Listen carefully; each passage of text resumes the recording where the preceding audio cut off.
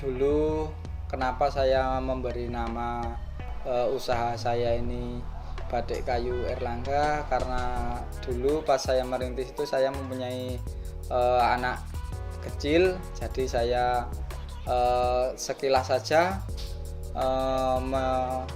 mencerempetkan nama anak saya, namanya Erlangga, terus kemudian karena usahanya batik kayu, jadi saya kasih nama Batik Kayu Erlangga.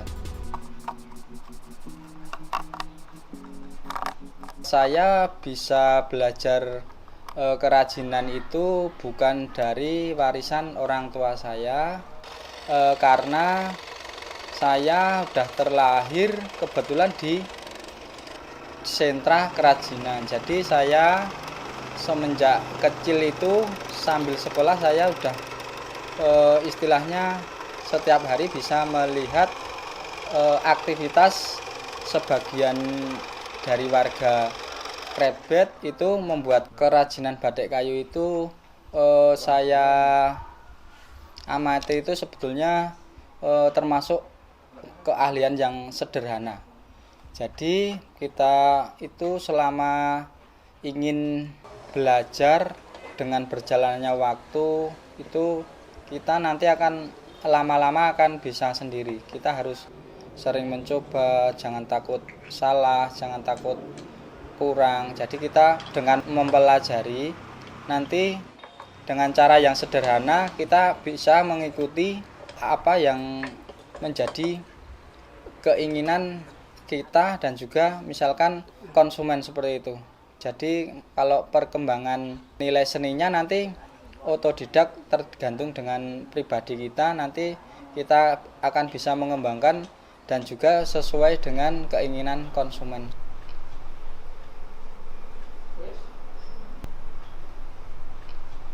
Batik kayu itu prosesnya memang sebagian besar manual, karena di sisi lain batik kayu itu kan medianya tidak semuanya rata dan datar.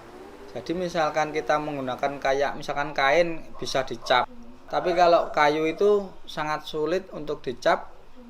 Medianya itu tidak semuanya datar dan lurus, ada yang melingkar, ada yang runcing, ada yang cembung, cekung, seperti itu. Batik kayu sama batik kain itu selain medianya yang beda, motifnya juga kebanyakan beda semua.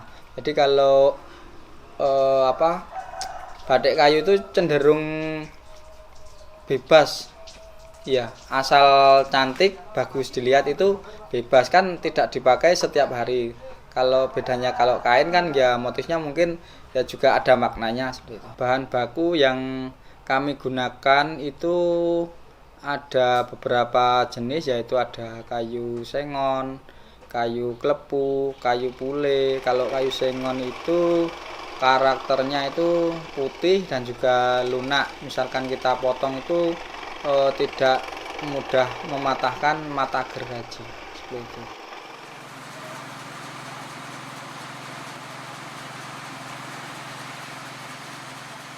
Proses dari awalnya itu pertama kali kita membeli kayu dari kayu yang masih gelondongan, terus kemudian kita bawa ke penggergajian, kita potong, dibikin papan sesuai dengan kebutuhan kita. Misalkan kerajinan yang kayak gantungan kunci, tempelan kulkas itu kita menggunakan 1 cm.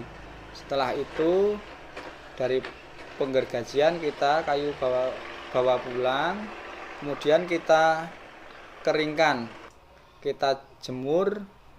Kemudian setelah itu proses selanjutnya dari papan itu sendiri sesuai dengan pesanan konsumen. Misalkan bentuknya itu udah deal yang diinginkan, terus kita akan membuat polanya di papan itu.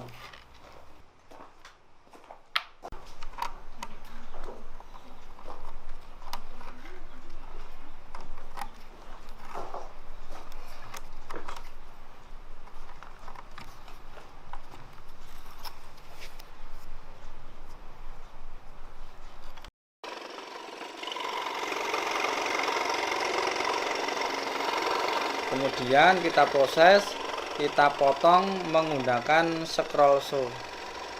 Kita potong secara manual satu persatu menggunakan scroll saw. Misalkan ada lubang, kita lubang pakai mesin bor. Setelah itu dipotong sudah selesai, kita haluskan menggunakan mesin amplas.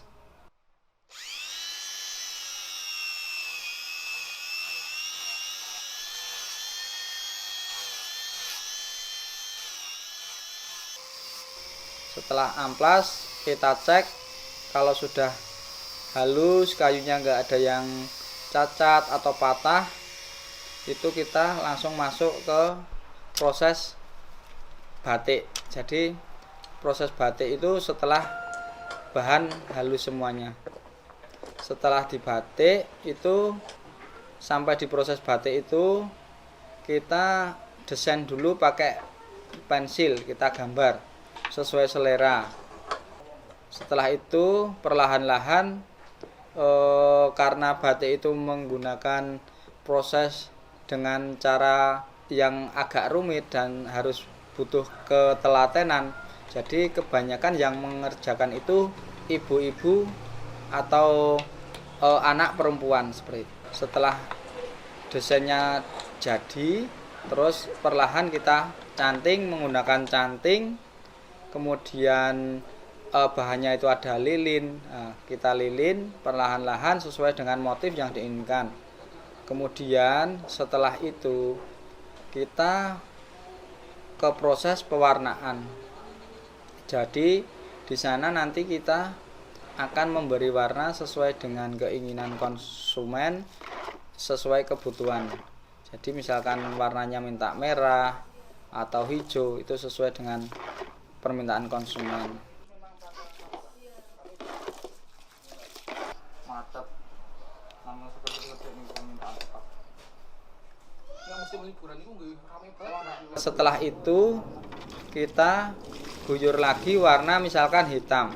Jadi nanti hasilnya misalkan yang pertama merah, yang kedua hitam, nanti warnanya akan ada dua, ada merah sama hitam. Itu nanti setelah selesai warna hitam, kita akan merebusnya. Itu namanya proses pelorotan. Itu menggunakan air yang mendidih, kita campur dengan soda abu. Nanti semua lilin yang menempel di kayu itu akan hilang.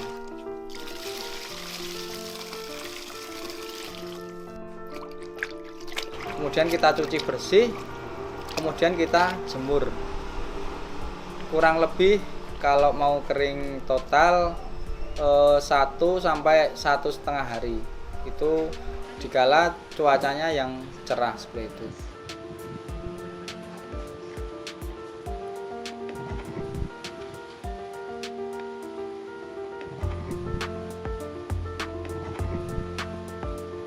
Kemudian kita masih proses 1 kali lagi, yaitu dengan proses finishing.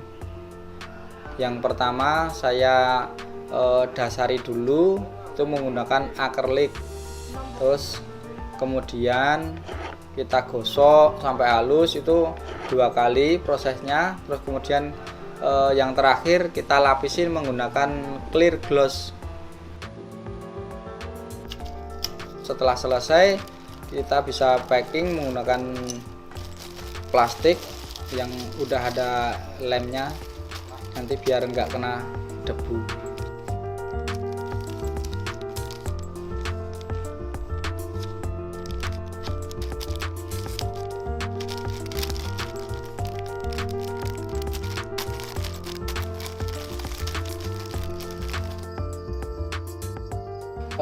Kerajinan batik kayu sendiri itu jadinya kurang lebih ada 100-an item. Jadi kita itu sering mengerjakan sesuai dengan permintaan konsumen.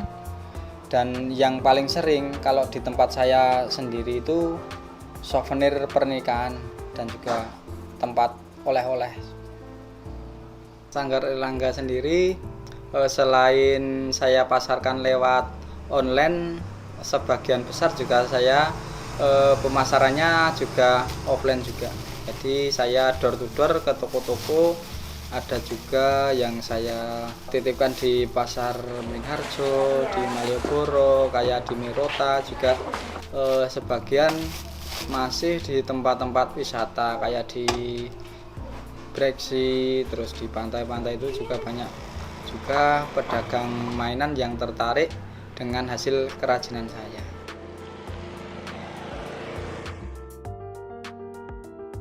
Desa kami selain sentra kerajinan juga menjadi salah satu desa wisata di Kabupaten Bantul. Ya, kebanyakan tamu yang datang ke sini itu banyak juga permintaannya itu juga bermacam-macam juga. Ada yang minta semacam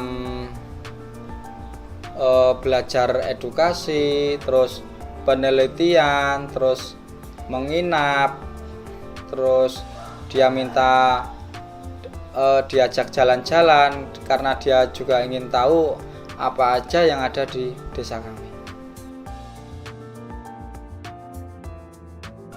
Saya sendiri pengalaman selama menjadi perajin, suka duka saya, kadang dukanya itu misalkan sudah capek tapi kita harus dituntut dengan kerjaan, kadang dituntut dengan waktu, kita janjian sama orang seperti itu, kita harus mengutamakan kepuasan konsumen juga, dan juga tanggung jawab seperti itu. Juga kita harus tanggung jawab dengan lingkungan kita supaya kita juga ikut serta memajukan desa kami. Terus sukanya kita, alhamdulillah kita bisa memberi kesejahteraan kepada keluarga kita, bisa mencukupi kebutuhan, dan juga yang paling penting untuk saya pribadi yang menjadi kebanggaan saya itu saya bisa memberikan lapangan pekerjaan bagi teman-teman dan lingkungan sekitar kita.